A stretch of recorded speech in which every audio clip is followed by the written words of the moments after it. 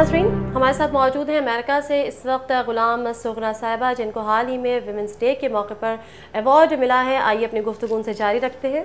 सुगरा, मैं आपसे ये पूछ रही हूँ कि जब आपने अपनी जॉब स्टार्ट की, जब आपने अपनी नौकरी का आगाज़ किया, जिस स्कूल में आप टीचर लगी वहाँ आप पहली फीमेल टीचर थी और उस स्कूल में कोई लड़की भी नहीं आती थी, स्टूडेंट्स भी सारे लड़के थे, वहाँ पे किन मुश्किलात का सामना करना पड़ा आपको?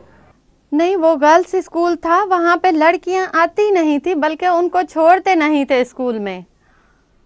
बाकी प्राइमरी स्कूल था, वो लड़कियों का स्कूल था। और उसके बाद फिर डोर टू डोर जाना पड़ा। फिर मर्दों और औरतों को मोटिवेट किया कि बच्चियों को स्कूल भेजो, ताकि जो मुसीबत मुझ पे टूटी है, खुदा न करे कभी उन पे ये वक्त आए तो वो कुछ कर सकें अपने लिए, अपने बच्चों के लिए। अच्छा, आप लोगों का जो आपकी जो इंटरेक्शन रहा वो यकीनन उन खवातीन के साथ रहा होगा कि आप बच्चियों को भेजें, लेकिन फिर उन खवातीन के शौहर यानी उन बच्चियों के बाप क्या आसानी से आपकी बात को उन लोगों ने मान लिया, बच्चों को स्कूल भेजना शुरू कर दिया? नहीं जी, आसानी से बात उन्होंने नहीं मानी। मर्दों का तो कहना आपको पता है कि अंदरूने सिंध में मर्द कहते थे, अच्छा हमारी बच्चियां पढ़ेंगी तो ये खत लिखेंगी, ये भाग जाएंगी तो ये करेंगी वो करेंगी। मगर ख़वातीन का ये था कि हम खुद चाहते हैं कि हमारी बच्चियां पढ़ें, मगर हम नहीं अफोर्ड कर सकते अपनी बच्चियों का टाइम, उनके यूनिफॉर्म, उनके बुक्स वगैरह, इसीलिए हम बच्चों को नहीं छोड़ते। तो काफ़ी मुश्किल और कठिन वक्त रहा मेरे लिए। अच्छा, उसके बाद आपने मारवी की बुनियाद रखी और उस प्लेटफॉर्म पे आपने काम शुरू किया, और ना सिर्फ सूबा सिंध बल्कि आप उस इलाके से निकल के सूबा बलूचिस्तान में भी आपने काम किया, पंजाब में भी काम किया। इन कामों का आगाज़ किस तरह से किया और मारवी की बुनियाद किस तरह से पड़ी? मारवी की बुनियाद उसी एजुकेशन के हवाले से पड़ी, क्योंकि जब हमने बच्चियों को स्कूल लाने के लिए फिर हमने 10-10 रुपए बचाना शुरू किया। ख़वातीन का कहना ये था कि हम गरीब हैं, नहीं अफोर्ड कर सकते, तो हमने कहा अपनी मदद आप तहत कोई काम करते हैं और उससे आपको रोज़गार देंगे। इसीलिए फिर 25 ख़वातीन हम मिल गए और 10-10 रुपए बचाना हमने शुरू कर दिया। तो ये 3 महीने में हमारे कोई 800-900 बचे और फिर मुझे एक सैलरी मिली थी, उसमें से 300-400 रुपये निकाल के फिर एक औरत को लोन दिया और उसको चारपाई पे चादर बिछा के और सामान रख के दिया और 25 ख़वातीन को कहा कि इसी से सामान लेना। तो इसी तरह मारवी वजूद में आई। अच्छा, ये बताइएगा मुझे सुगरा कि मैं ये भी जानना चाहूँगी कि उसके बाद जो डेफिनेटली शुरू में तो आपने एक छोटे सतह पे आगाज़ किया और उसके बाद लेकिन ब्रॉड विजन पे आप गई और आपने ये तमाम काम किए। किस सतह पे आपको मदद की गई और कोई ऐसा इदारा, हुकूमती कोई शख्सियत या हुकूमत जिसने आगे बढ़ के जो आपकी स्ट्रगल थी उसको अप्रिशिएट किया, आपको इनकरेज करने के लिए आपको मदद दी गई हो? जी, मैं एक हस्ती का ज़रूर यहाँ पे ज़िक्र करूँगी।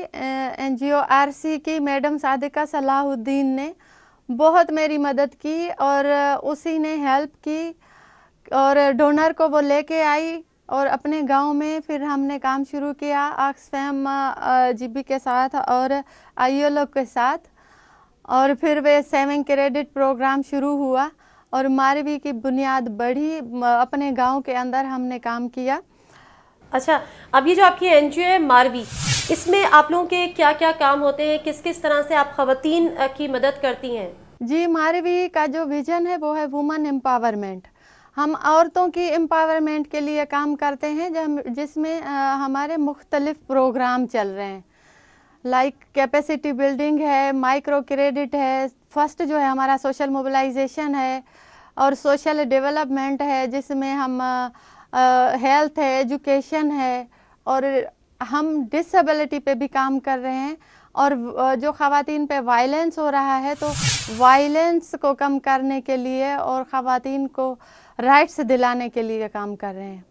ये बताइएगा कि जिन इलाकों में आप काम कर रही हैं काफ़ी पसमानदा इलाके हैं, वहाँ पर फ्यूडल सिस्टम यानी वडेराना और ज़मींदाराना निज़ाम हम देखते हैं, तो इन जगहों पर आपको कुछ वहाँ के इलाके के बड़े वडेरे ज़मींदार इनकी तरफ से भी काफ़ी मुखालफत का सामना करना पड़ता होगा? अभी मैं क्या कहूँ कि जाहिर है मसले तो हर जगह पे होते हैं, मगर इंसान जिद्दोजहद करे तो मसले हल हो जाते हैं और वो ही लोग जो मुखालफत करते हैं वो ही फिर आगे आके हमारी मदद भी करते हैं। अच्छा, कभी आपको कोई धमकी मिली कि इस इलाके में काम नहीं करो, हमारी औरतों को मत इस तरह से सिखाओ, हमारी औरतों को, हमारी बच्चियों को तालीम ना दो? जी बिल्कुल, हमारी औरतें आगे आएंगी या हमारी औरतें अपने राइट्स मांगने लग जाएंगी तो हम कहाँ जाएंगे, और उनकी कैपेसिटी बिल्ड हो जाएगी, वो आगे आके हमारे सामने खड़ी हो जाएंगी। इस तरह के मसले तो आते हैं। आपको आपकी फैमिली में किसने सपोर्ट किया? मेरी फैमिली में सब ने सपोर्ट की। अच्छा सुगरा, फाइनली आपको international women of courage award मिला है। ये अवार्ड मिलने के पीछे जो कहानी है वो भी हमें थोड़ी सी बताइएगा। किस तरह से आप अमेरिका पहुंची, वहाँ पे आपको क्या ज़राए थे, क्या आपकी सोच थी, और किस तरह से आप यहाँ पर पहुंची और इन लोगों की नज़रों में किस तरह से आई जो आज आपको इस पोजीशन पे आप आई हैं, ये अवार्ड आपको मिल पाया है? जी 2008 में IVLP प्रोग्राम हुआ था जो NGO मैनेजमेंट पे था, और उसके लिए मैं बहुत शुक्रगुजार हूँ कराची काउंसलेट वालों की, जिन्होंने नॉमिनेट करके मुझे USA भेजा और मैंने यहाँ पे आके विज़िट की। काफ़ी तंजीमें, कोई 5 स्टेट विज़िट किए, और यहाँ के जो NGO, कोऑपरेटिव, स्टेट डिपार्टमेंट, सबसे मुलाकात हुई, सबसे मीटिंग्स हुई, बहुत कुछ यहाँ से सीखा।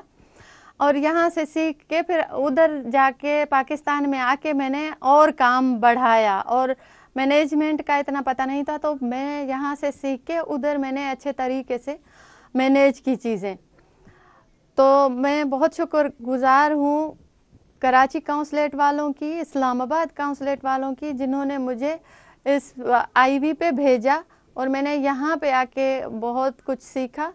और इन लोगों को पता चला कि एक छोटे से गांव में रहने वाली खातून, उसने अपनी ज़िंदगी में इस तरह से इस रास्ते पे चल के उसने काम किया है, अपने लिए सिर्फ नहीं जी, बल्कि पूरी कौम के लिए, पूरे एरिया की ख़वातीन को आगे लाने में मदद कर रही है। तो फिर इसीलिए मैं आज इधर हूँ, और ये इज़्ज़त मुझे अपने पाकिस्तान से भी मिली है और USA से भी मिली है। नज़ीर गुलाम सुगरा से हमारी गुफ्तगू जारी रहेगी। यहाँ पे लेंगे मुख्तसर सा ब्रेक, हमारे साथ रहिएगा।